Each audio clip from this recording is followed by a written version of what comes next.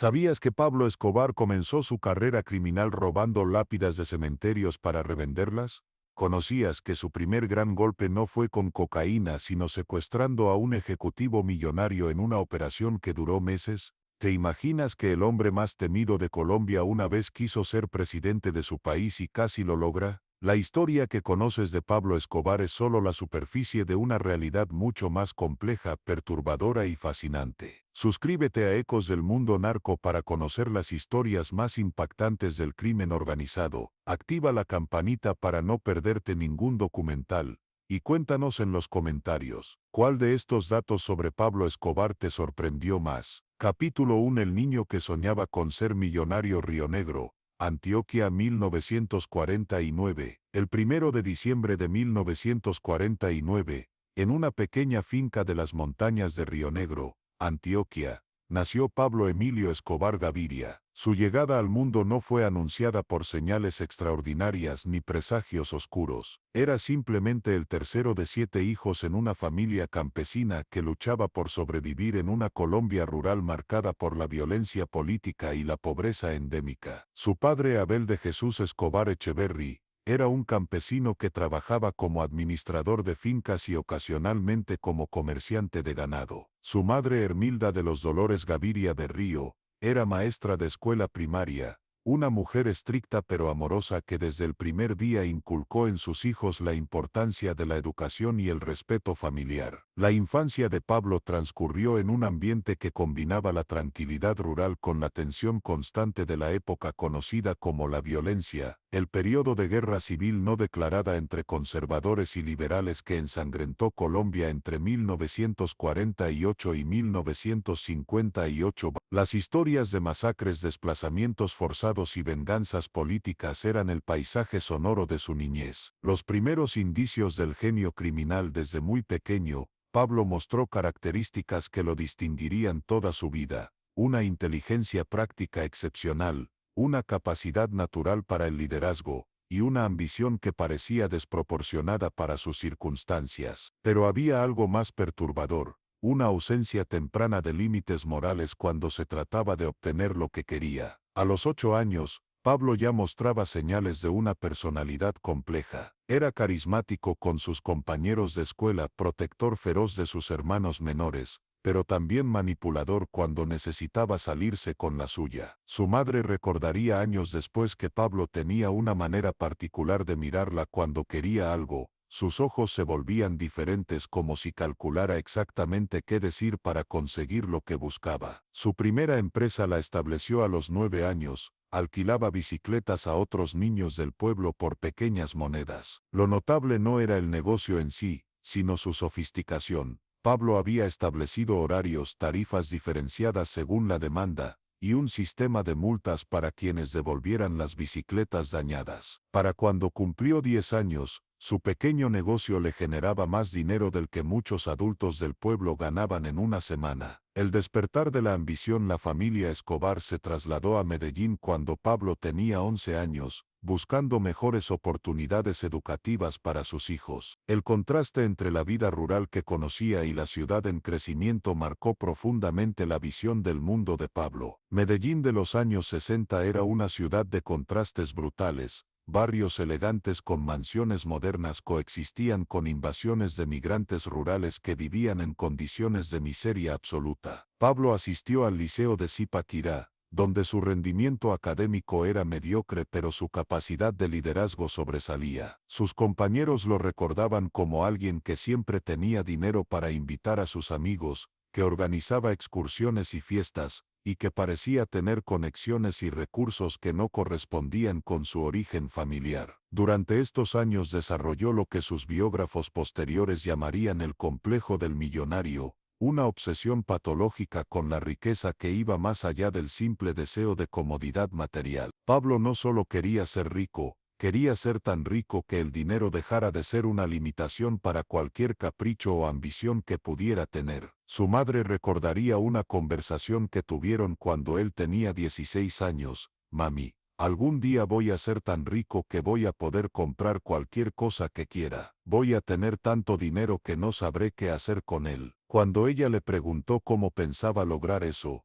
Pablo respondió con una sonrisa que la inquietó: haré lo que sea necesario. Capítulo 2. Los primeros pasos en el crimen. Medellín, 1967. A los 18 años, Pablo Escobar tomó la decisión que cambiaría su vida para siempre. Abandonó los estudios secundarios y se dedicó por completo a actividades criminales. Pero sus primeros crímenes no involucraban drogas. Eran operaciones que revelaban tanto su creatividad criminal como su absoluta falta de escrúpulos morales. Su primer negocio ilegal establecido fue el robo y reventa de lápidas de cementerios. Pablo había observado que las familias adineradas de Medellín gastaban fortunas en lápidas elaboradas de mármol para sus difuntos, pero que los cementerios más antiguos tenían lápidas abandonadas de familias que ya no las visitaban. Su operación era simple pero efectiva. Robaba lápidas antiguas durante la noche, las trasladaba a un taller clandestino donde las pulía y modificaba, y luego las revendía como nuevas a familias de clase media que no podían pagar lápidas completamente nuevas. El negocio era macabro pero lucrativo. Pablo había identificado un mercado real. Familias que querían honrar a sus muertos con dignidad pero carecían de recursos para lápidas costosas. Su operación funcionó durante casi 2 años, generando ganancias que le permitieron financiar operaciones más ambiciosas. La evolución hacia crímenes mayores. Para 1969,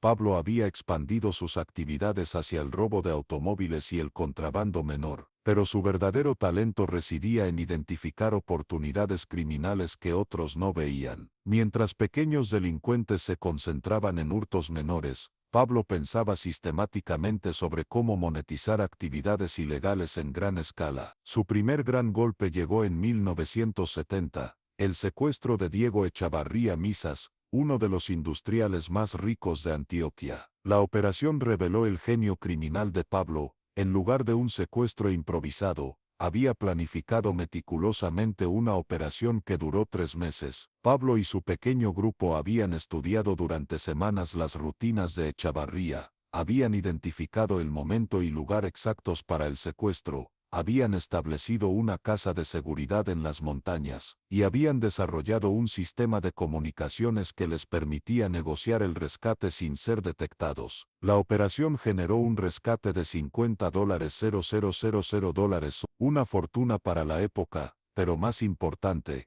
estableció la reputación de Pablo como un criminal serio capaz de ejecutar operaciones complejas. El dinero del rescate se convirtió en el capital inicial que le permitiría entrar al negocio que lo convertiría en el criminal más poderoso del mundo, el tráfico de cocaína. El primer encuentro con la cocaína. La entrada de Pablo al mundo de la cocaína ocurrió casi por casualidad en 1972. Uno de sus asociados en el contrabando menor, un piloto llamado Carlos Leder, quien más tarde se convertiría en su socio más importante, le propuso participar en una operación de transporte de pasta de coca desde Ecuador hasta laboratorios de procesamiento en Colombia. En esa época, el tráfico de cocaína en Colombia era una actividad artesanal manejada por pequeños grupos independientes. No existían carteles en el sentido moderno, solo operadores individuales que compraban pasta de coca a cultivadores, la procesaban en laboratorios rudimentarios, y la vendían a intermediarios que la transportaban hacia Estados Unidos. Pablo participó inicialmente como transportista, moviendo pequeñas cantidades de pasta de coca por las montañas de Antioquia. Pero su mente empresarial rápidamente identificó las ineficiencias del sistema: demasiados intermediarios, precios inconsistentes, calidad variable,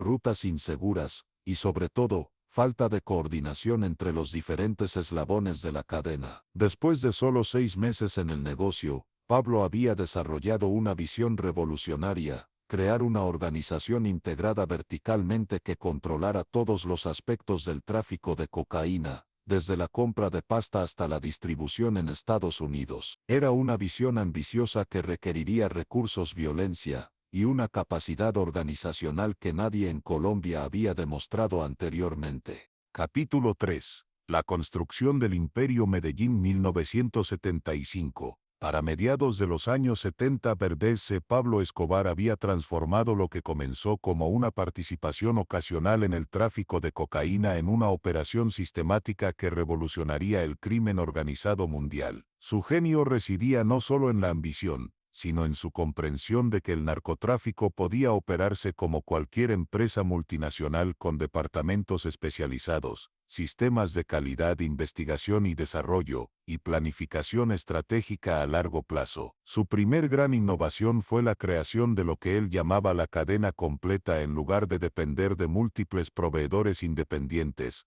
Estableció relaciones directas con cultivadores de coca en Perú y Bolivia. Creó sus propios laboratorios de procesamiento en Colombia, desarrolló rutas de transporte hacia Estados Unidos, y estableció redes de distribución en las principales ciudades estadounidenses. Esta integración vertical le proporcionaba ventajas competitivas enormes, costos más bajos, calidad consistente, entregas confiables, y sobre todo márgenes de ganancia que superaban cualquier negocio legal. Para 1976, la organización de Pablo movía aproximadamente 15 toneladas de cocaína mensualmente hacia Estados Unidos, generando ganancias superiores a los $60 millones anuales. La formación del cartel de Medellín, pero Pablo entendía que su éxito también creaba vulnerabilidades. Otras organizaciones criminales comenzaban a copiar sus métodos, las autoridades intensificaban su persecución, y la competencia por rutas y territorios generaba violencia que atraía atención no deseada. Su solución fue tan brillante como inevitable: formar una alianza con otros traficantes importantes para crear lo que se conocería como el Cartel de Medellín.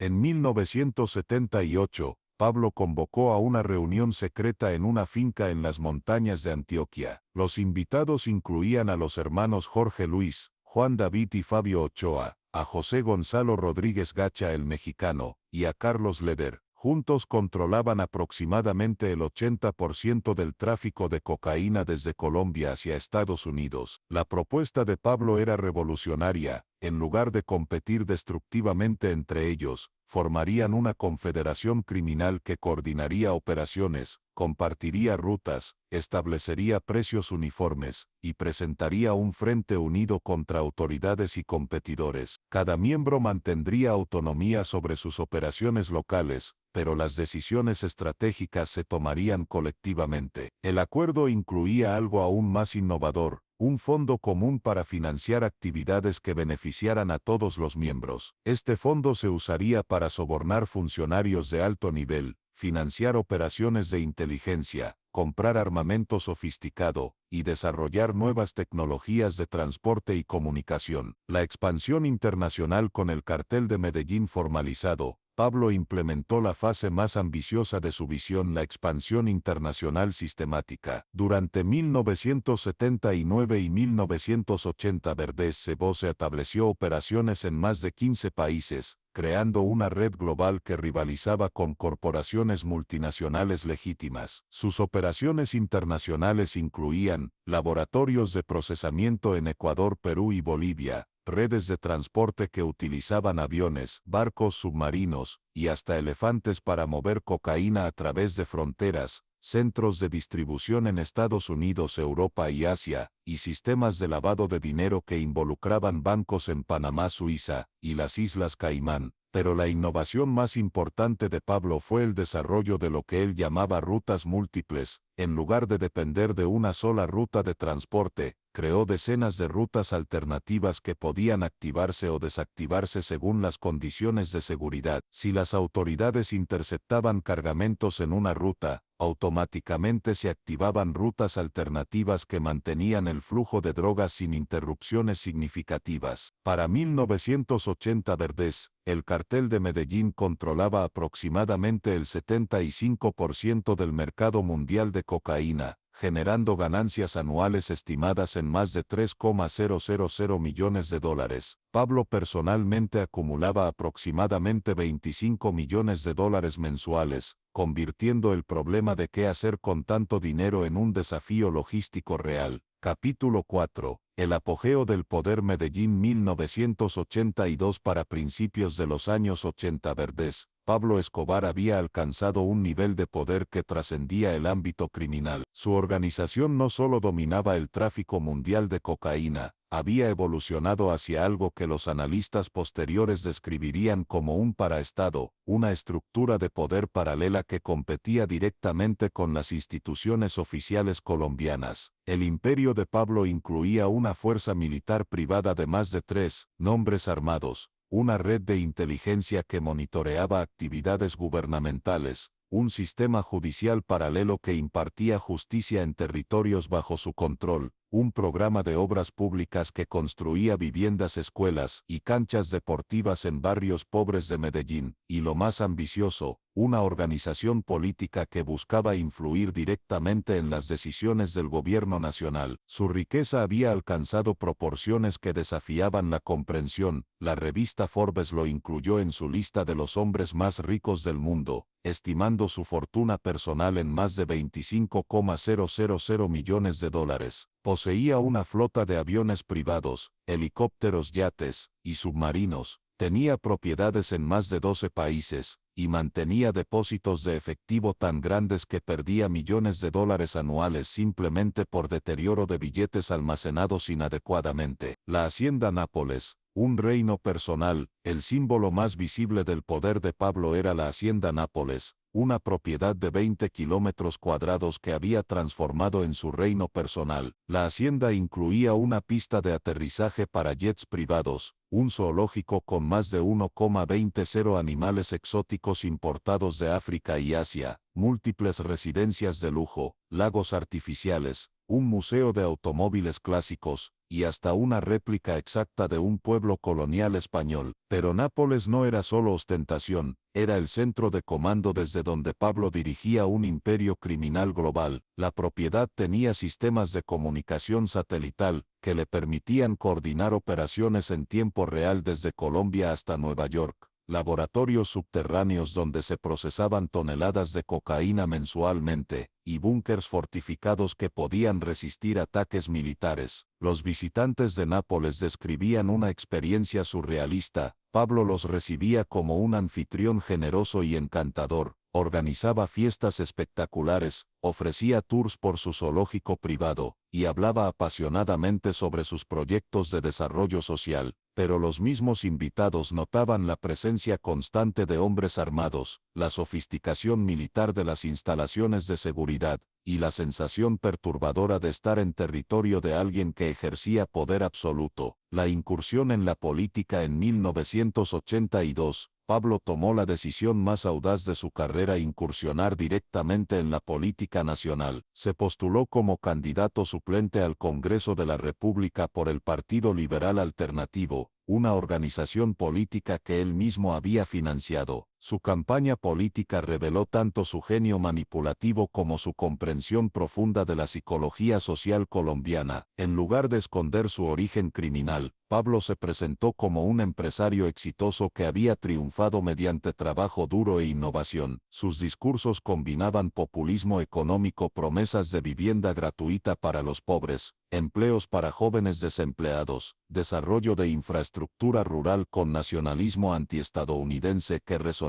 con sectores amplios de la sociedad colombiana. Su eslogan de campaña, Pablo Escobar, con el pueblo y para el pueblo, no era simple demagogia. Pablo había invertido millones de dólares en programas sociales reales, había construido más de 500 casas para familias desplazadas, financiado la construcción de 70 canchas de fútbol en barrios pobres, y establecido programas de becas que habían permitido a cientos de jóvenes acceder a educación universitaria. El resultado fue extraordinario. Pablo fue elegido como suplente al Congreso con una votación que superó cualquier expectativa. Por primera vez en la historia, un narcotraficante conocido había logrado acceso directo a las instituciones democráticas de un país. Su posesión como congresista, el 20 de julio de 1982, Viciales, fue uno de los eventos más surrealistas en la historia política colombiana. Pablo llegó al Capitolio Nacional en una caravana de vehículos blindados, acompañado por una escolta que incluía exmilitares y guardaespaldas profesionales. Durante la ceremonia, juró solemnemente defender la Constitución y las leyes de Colombia, las mismas leyes que violaba sistemáticamente cada día.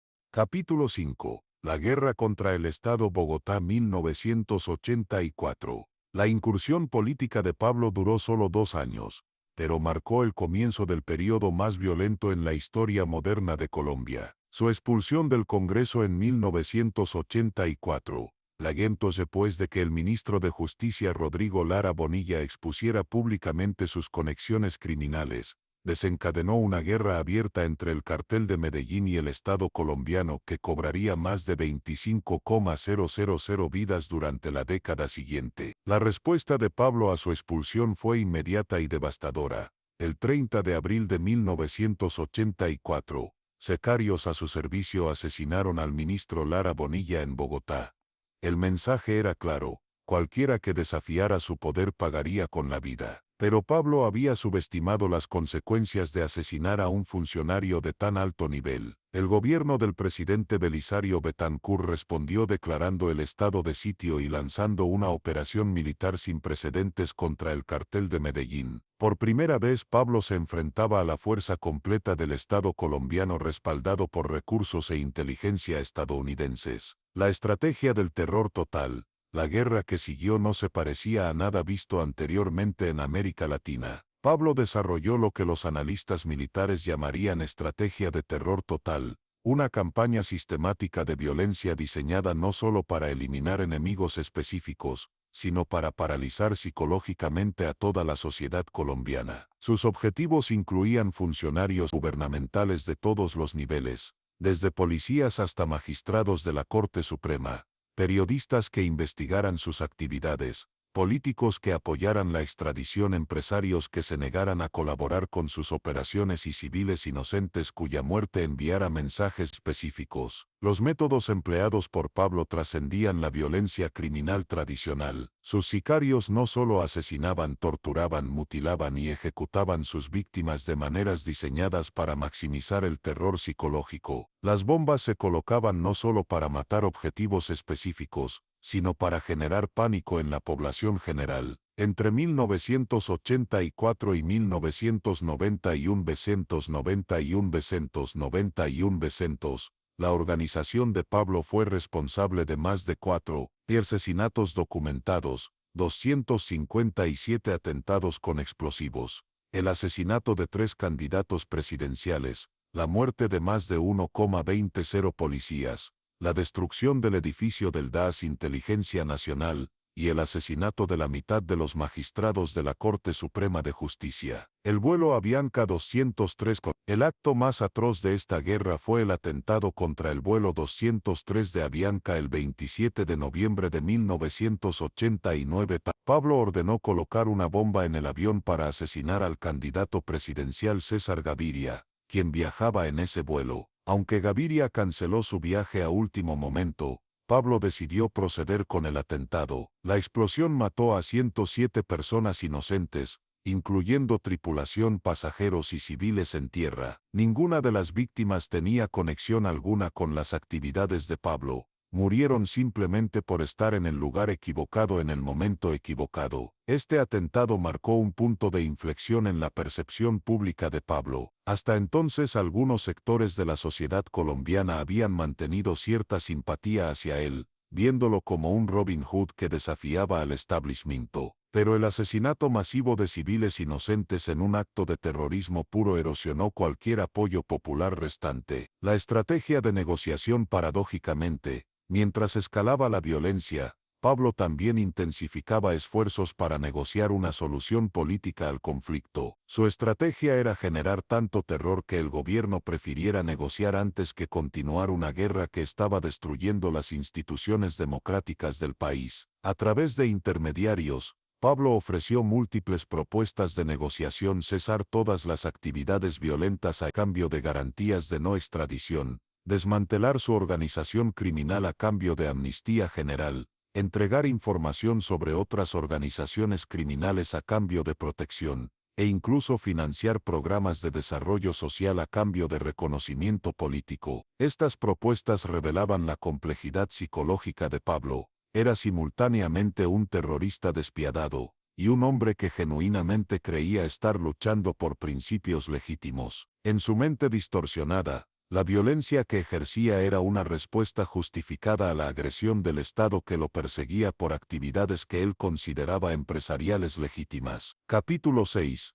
La prisión dorada. La catedral, Envigado 1991. Después de 7 años de guerra devastadora, Pablo Escobar finalmente aceptó una propuesta de negociación del gobierno colombiano que le permitiría terminar el conflicto sin ser extraditado a Estados Unidos. El acuerdo formalizado en junio de 1991 se establecía que Pablo se entregaría voluntariamente y sería recluido en una prisión especialmente construida para él, a cambio de garantías de que no sería extraditado y que podría cumplir una sentencia reducida en territorio colombiano. La prisión, oficialmente llamada Centro de Reclusión Especial La Catedral, fue construida en las montañas de Envigado, cerca de Medellín, según especificaciones que Pablo había negociado personalmente. No era una prisión en el sentido tradicional, era más bien un resort de lujo disfrazado de instalación penitenciaria. La catedral incluía habitaciones amplias con baños privados y televisión por cable, una cancha de fútbol de tamaño profesional, salas de conferencias equipadas con sistemas de comunicación avanzados, una discoteca completa con bar y sistema de sonido, restaurante con chef profesional, y hasta un spa con jacuzzi y sauna. Pero lo más importante para Pablo no eran las comodidades físicas, sino las condiciones operativas que había negociado. Podía recibir visitantes sin restricciones horarias, tenía acceso a teléfonos y sistemas de comunicación externa, podía salir de la prisión para visitas médicas y asuntos legales, y mantenía una escolta personal armada que supuestamente lo protegía, pero que en realidad garantizaba que seguía controlando sus operaciones criminales. La continuación del imperio. Desde la catedral, Pablo continuó dirigiendo el cartel de Medellín como si nunca hubiera sido capturado. Sus hermanos Roberto y Fernando manejaban las operaciones diarias, pero todas las decisiones estratégicas seguían pasando por él. La prisión se convirtió en su nueva sede corporativa, donde recibía reportes de operaciones internacionales, coordinaba envíos de cocaína y planificaba expansiones hacia nuevos mercados. Sus ganancias no solo no disminuyeron durante su encarcelamiento, aumentaron. La percepción de que había derrotado al gobierno colombiano fortaleció su posición negociadora con socios internacionales, carteles mexicanos, organizaciones criminales europeas y distribuidores estadounidenses competían por establecer alianzas con el hombre que había demostrado ser más poderoso que un Estado nacional. Durante su primer año en la catedral, Pablo supervisó operaciones que incluyeron el transporte de más de 800 toneladas de cocaína hacia Estados Unidos y Europa, la expansión de operaciones hacia mercados asiáticos previamente inexplorados, el desarrollo de nuevas rutas de contrabando que utilizaban tecnología satelital, y la inversión de ganancias en empresas legítimas que incluían equipos de fútbol, cadenas de radio y compañías constructoras. La traición y la fuga. El experimento de la catedral llegó a su fin en julio de 1992 merzados, cuando Pablo cometió un error que reveló que su encarcelamiento era una farsa. Ordenó la ejecución de 2 de sus lugartenientes, Fernando Galeano y Gerardo Moncada, dentro de la prisión, acusándolos de robar dinero de la organización. Los asesinatos no fueron solo ejecuciones, fueron torturas prolongadas que Pablo supervisó personalmente, seguidas de la cremación de los cuerpos en hornos improvisados dentro de la prisión. Cuando las autoridades descubrieron los restos, la presión pública se volvió insostenible. El gobierno del presidente César Gaviria no tuvo alternativa más que trasladar a Pablo a una prisión real con condiciones normales de reclusión, pero Pablo había anticipado esta posibilidad y había preparado planes de escape elaborados. El 22 de julio de 1992, cuando las autoridades llegaron a la catedral para trasladarlo, Pablo simplemente caminó fuera de la prisión por una puerta trasera y desapareció en las montañas circundantes. Su fuga había sido tan simple que las autoridades tardaron varias horas en darse cuenta de que había escapado. Capítulo 7. La cacería final. Medellín 19921993.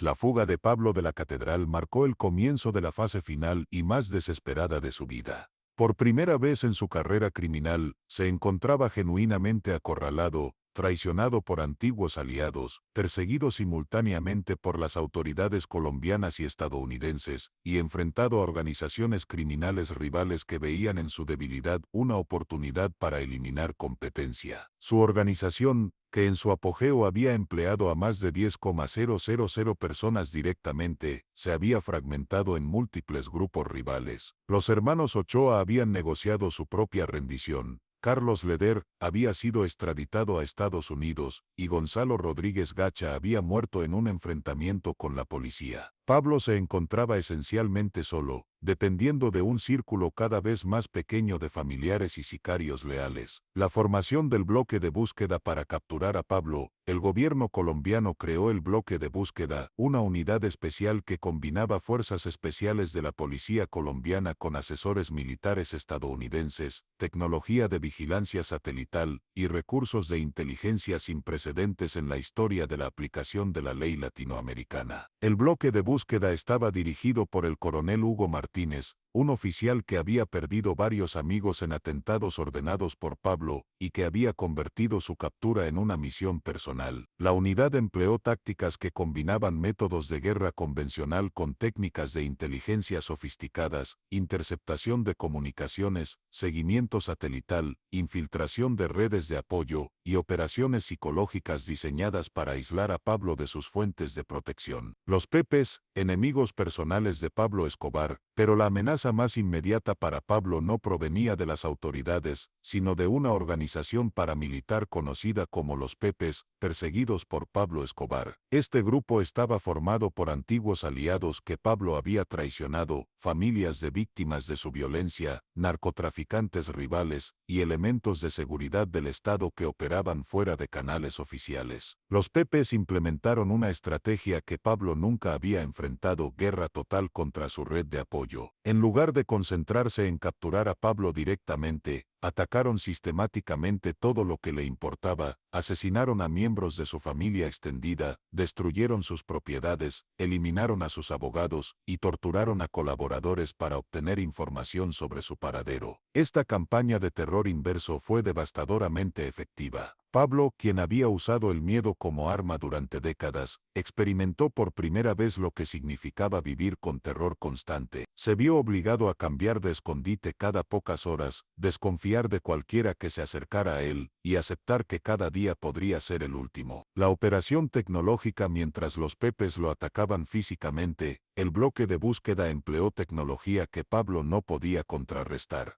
Los estadounidenses habían proporcionado equipos de interceptación que podían localizar cualquier transmisión de radio en tiempo real, satélites que monitoreaban movimientos en área metropolitana de Medellín, y sistemas de análisis de inteligencia que procesaban información más rápido que cualquier red humana. La clave del cerco tecnológico fue la interceptación de comunicaciones familiares. Pablo, aislado y paranoico, mantenía contacto constante con su esposa María Victoria y sus hijos Juan Pablo y Manuela, que estaban escondidos en diferentes ubicaciones de Medellín. Estas conversaciones telefónicas, cargadas de emoción y nostalgia, se convirtieron en la herramienta que las autoridades necesitaban para triangular su ubicación. Los técnicos del bloque de búsqueda desarrollaron un perfil de comunicaciones que les permitía predecir cuándo y desde dónde Pablo haría llamadas. Sabían que llamaría a su familia todos los jueves por la tarde, que las conversaciones durarían aproximadamente 20 minutos y que usaría teléfonos en un radio específico alrededor del centro de Medellín. El cerco final para noviembre de 1993, Pablo estaba completamente aislado. Su organización había sido desmantelada, sus propiedades confiscadas o destruidas, su familia había huido del país, y su círculo de protección se había reducido a menos de 10 personas. Vivía como un fugitivo en la ciudad que una vez había controlado completamente. El 1 de diciembre de 1993, Pablo cometió el error final: hizo una llamada telefónica a su hijo Juan Pablo, que duró 23 minutos, tiempo suficiente para que los equipos de interceptación localizaran exactamente el edificio desde donde transmitía. Era una casa modesta en el barrio Los Olivos, muy diferente de las mansiones donde había vivido durante su apogeo. El 2 de diciembre de 1993, día después de cumplir 44 años, Pablo Escobar fue localizado por el bloque de búsqueda. Cuando los agentes rodearon la casa, Pablo intentó escapar por los tejados, la misma ruta que había usado exitosamente durante meses anteriores. Pero esta vez, francotiradores lo esperaban. Los disparos que mataron a Pablo Escobar sonaron a las 3:15 de la tarde. Su muerte fue confirmada por el coronel Hugo Martínez personalmente. La foto de su cuerpo en el tejado, rodeado de agentes que celebraban, se convirtió en una de las imágenes más icónicas del siglo XX. Capítulo 8. El legado del rey Medellín 1993 presente. La muerte de Pablo Escobar marcó el fin de una era en el narcotráfico mundial, pero también el comienzo de transformaciones que continúan afectando a América Latina 3 décadas después. Su legado es complejo y contradictorio, destruyó instituciones democráticas, pero también expuso la hipocresía del prohibicionismo, asesinó a miles de inocentes, pero también proporcionó oportunidades económicas a comunidades marginadas, corrompió el Estado, pero también demostró las limitaciones del modelo económico tradicional. El impacto en Colombia. La guerra contra Pablo había costado más de 25,000 vidas y había transformado fundamentalmente la sociedad colombiana. El país había desarrollado capacidades militares y de inteligencia que rivalizaban con naciones desarrolladas, pero también había normalizado niveles de violencia que perdurarían décadas después de su muerte. Su método de combinar actividades criminales con programas sociales había creado una cultura política donde la frontera entre legalidad e ilegalidad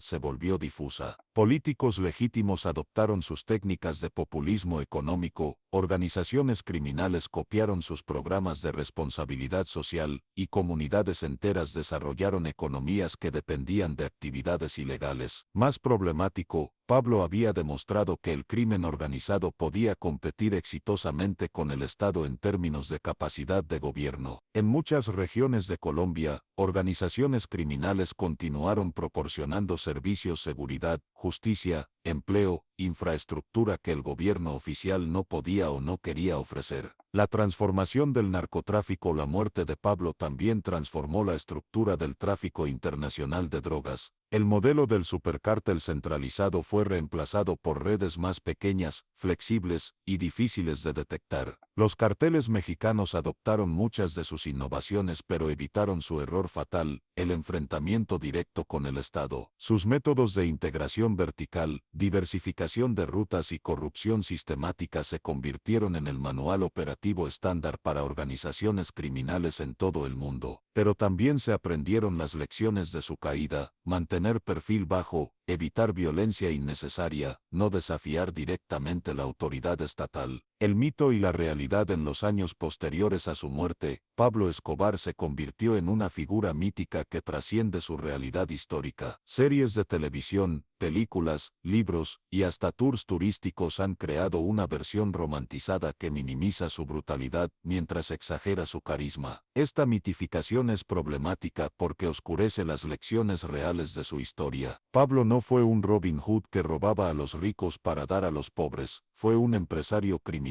que usó programas sociales como estrategia para proteger operaciones que generaban sufrimiento masivo. No fue un revolucionario que desafiaba un sistema injusto, fue un criminal que explotó las debilidades de ese sistema para beneficio personal. Su historia real es más compleja y más importante que el mito, revela cómo la exclusión social, la corrupción institucional y la demanda internacional de drogas ilegales pueden combinarse para crear monstruos que superan la capacidad de control de estados nacionales. La pregunta final 30 años después de su muerte, la pregunta fundamental que plantea la historia de Pablo Escobar permanece sin respuesta. ¿Qué condiciones sociales, económicas y políticas permiten que individuos como él puedan construir imperios que desafían estados nacionales? ¿Hasta qué punto su surgimiento fue producto de circunstancias específicas de Colombia en los años 80 menado, y hasta qué punto representa vulnerabilidades sistémicas que persisten en sociedades desiguales? La respuesta a estas preguntas determina si la historia de Pablo Escobar es una anomalía histórica o una advertencia sobre futuros posibles en regiones donde la debilidad estatal, la desigualdad económica y la demanda de productos ilegales crean oportunidades para la emergencia de nuevos reyes del crimen organizado. Conclusión. El hombre que desafió a un país, Pablo Escobar, no fue simplemente el narcotraficante más poderoso de la historia. Fue un fenómeno que expuso las contradicciones fundamentales de la sociedad moderna. Su ascenso desde la pobreza rural hasta convertirse en uno de los hombres más ricos del mundo, demostró tanto las posibilidades del talento empresarial como los peligros de la ambición sin límites morales. Su historia revela verdades incómodas sobre el funcionamiento del capitalismo global, que los mercados ilegales operan según las mismas leyes económicas que los legales, que la innovación y la eficiencia pueden aplicarse tanto a actividades destructivas como constructivas, y que el éxito económico, cuando no está limitado por consideraciones éticas, puede generar poder que rivaliza con el de gobiernos democráticos, pero también demostró las limitaciones del poder construido sobre violencia y corrupción. Su imperio, por sofisticado que fuera, no pudo sobrevivir a la combinación de presión estatal, traición interna y rechazo social que generó su propia brutalidad. Al final, el hombre que había desafiado a un país entero murió solo, aislado, y traicionado por quienes una vez lo admiraron. Su legado perdura en cada organización criminal que usa sus métodos,